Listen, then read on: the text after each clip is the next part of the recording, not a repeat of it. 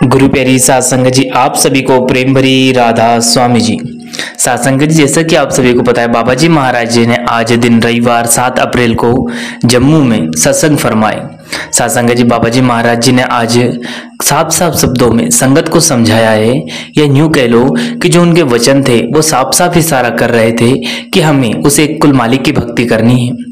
जिसे भी मिलेगा अंदर मिलेगा, बाहर हम इन भ्रमों में भटके हुए हैं, इनके द्वारा कभी भी उस मालिक की प्राप्ति नहीं की जा सकती।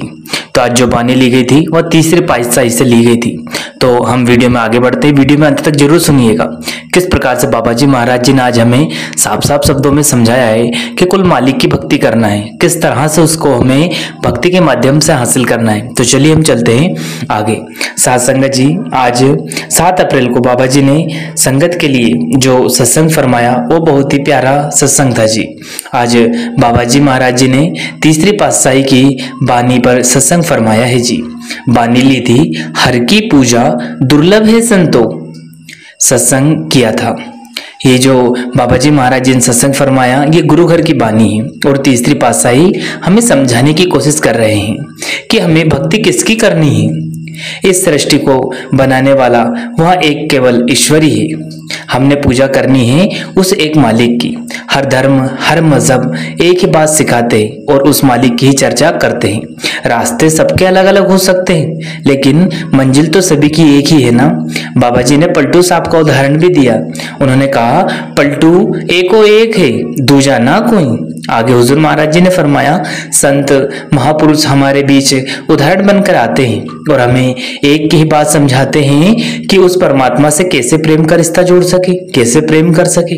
बाबा जी ने बुल्ले शाह जी का उदाहरण देकर समझाया कि लाख वार जे करे इबादत कदे ना बने नमाजी, जेकर प्यार ना हौसले पल्ले रब ना होवे राजी।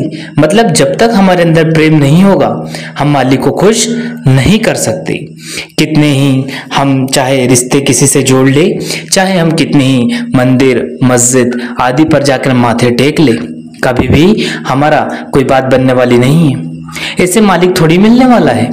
मालिक तो सिर्फ कभी भी मिलेगा तो प्रेम और प्यार के जरिए मिलेगा, और वो मालिक एक ही है। बाबा जी ने आगे फरमाया, जग जीवन साचा एको दाता, यानी कि वह परमात्मा एक ही तो है और हमें अनेकों की तरफ लगे हुए हैं।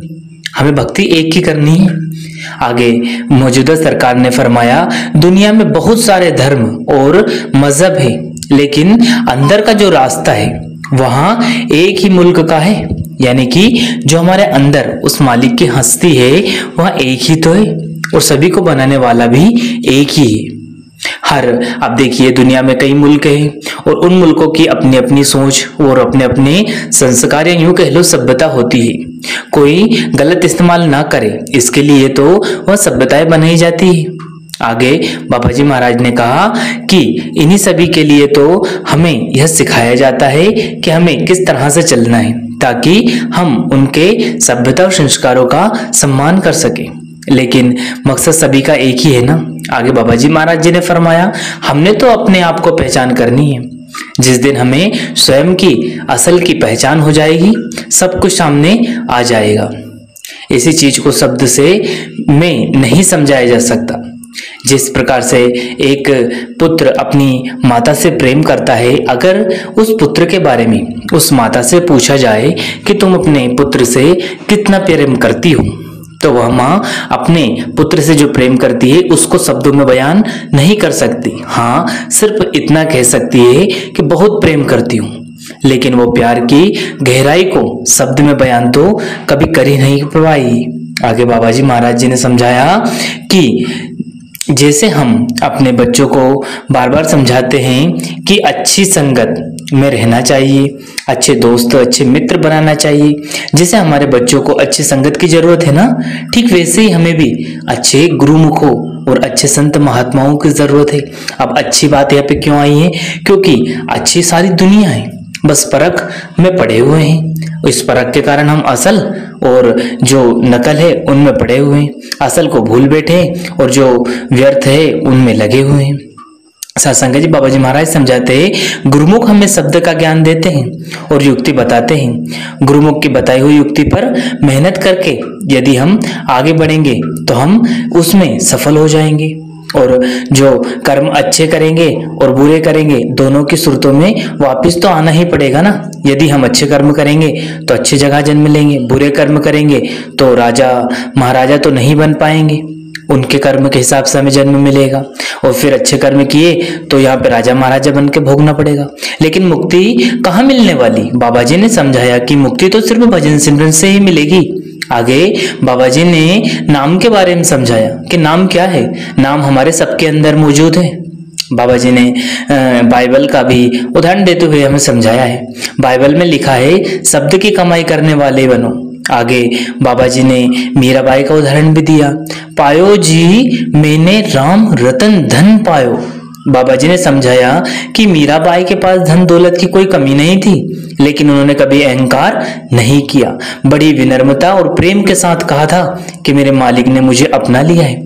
आगे बाबा जी ने फरमाया, उस मालिक ने सृष्टि की रचना ही कुछ इस हिसाब से की है कि नाम के बिना यहाँ से मुक्ति नहीं हो सकती। इसलिए अच्छे कर्म के साथ भजन सिमरन बहुत जरूरी है। बाबा जी ने समझाया, जब हम किसी के घर जाते हैं तो कुछ ना कुछ तो साथ लेकर जाते हैं और उन्हें देकर आते हैं। हमें लगता है कि खाली हाथ गए तो उन्हें अच्छा नहीं लगेगा, लेकिन याद करो, जब हम मालिक के सामने उनके मुल्क में जाएंगे, उसके वतन जाएंगे, सच्चे घर जाएंगे और जब खाली हाथ जाएंगे तो मालिक क्या कहेगा, हम उनके आगे क्या मुंह लेकर खड़े होंगे। आगे बाबा जी ने समझाया, लोग तीर्थ जाते हैं, कोई नंगे पैर जा रहा है तो कोई नदियों में नहा रहा है, क्या ऐसा करने से कोई मुक्ति मिल जाएगी? बाबा जी ने समझाया, कितने भी तीर्थों पर जाकर नहा लो, नाम की कमाई के बिना तो मुक्ति मिलना असंभव है। आगे बाबा जी ने कहा, नानक के घर सिर्फ नाम, उस मालिक के घर सिर्फ नाम की कमाई चलती है और कोई जरिया नहीं जो हमें 84 से मुक्ति दिला सकता है।